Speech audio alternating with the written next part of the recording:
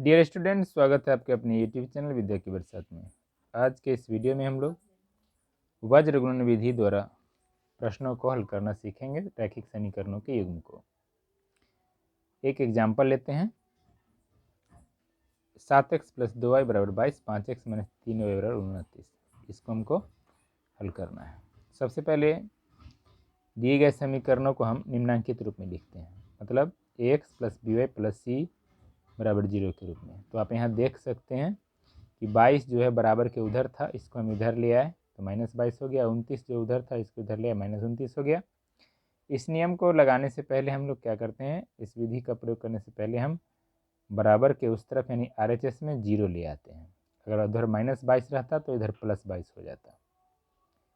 और फिर आगे बढ़ते हैं। वज्रगुणन विधि लगाने में हम क्या करते हैं कि इसको ढकने के द्वारा आसानी से समझ सकते हैं। जैसे अगर हमको क्या करना है कि इसमें x बटा y बटा और 1 बटा ऐसे लिख देना है सभी प्रश्नों में। अगर चर x और y हो तो x और y, अगर कोई दूसरा चर हो तो उसी हिसाब से हम लोग लिख देंगे। और फिर नीचे में क्या लिखेंगे, तो नीचे जैसे x के नीचे क्या लिखना है, तो हम इसके लिए क्या करते हैं, x वाला कॉलम को ढक देते हैं।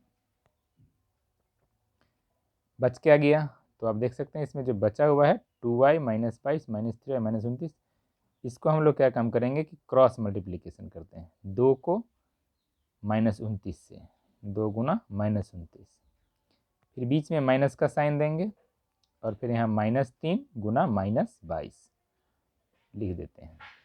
फिर इसके बाद इसी प्रकार से y के बटा में लिखना है, तो हम x नहीं y वाला जो कॉलम है उसको ढक देंगे। फिर से आपको दिख रहे होंगे गुणांक और अचर पद, तो हम अब 7x को -29 से नहीं, अब उल्टा करेंगे y के बटा में लिखने के लिए। पहले 5 को -22 से करेंगे, फिर -7 माइनस लिख देंगे, बीच में हमेशा माइनस लिखा जाएगा, और फिर 7 को -29 से। हमेशा तिरछा तिरछी गुना करते हैं, क्रॉस मल्टीप्लिकेशन ही करते हैं।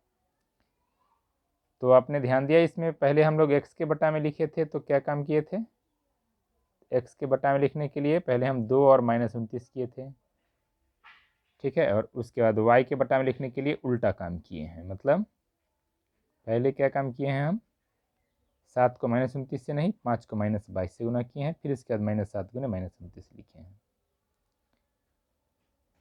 फिर इसके बाद आप देख सकते हैं 1 के बटा में लिखना है, तो फिर से वही काम करेंगे जैसे x के बटा में किए थे वैसे ही। अब हम अचर पद को ढक देंगे 1 के बटा में लिखने के लिए, तो अब देख सकते हैं 7 गुना -3, 7 गुना -3 लिखते हैं, और फिर माइनस बीच में हमेशा देते ही हैं, और 5 गुना 2 लिख देते हैं।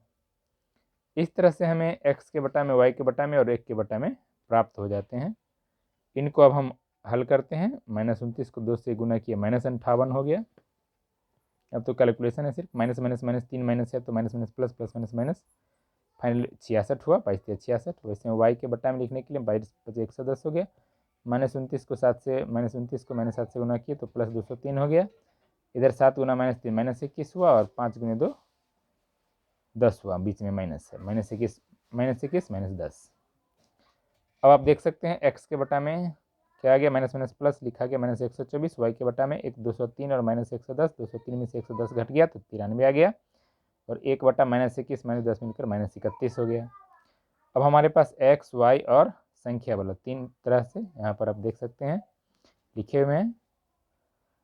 अब हम x निकालना चाहते हैं, तो x वाला पद और इसको लेके चलेंगे, आगे बढ़ेंगे। x बटा -124 और 1 बटा -31, इसको लिया। अब ये बटा में है, भाग में है -124, तो गुना में चला गया, माइनस से माइनस कट गया, और 31 को 4 से गुना कर देंगे तो, यानी 124 में 31 से भाग कर देंगे तो 4 आ जाएगा।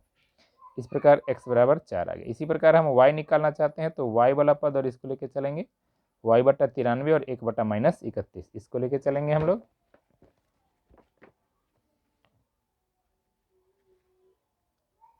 तो आप देख सकते हैं इसको लेके चलने पर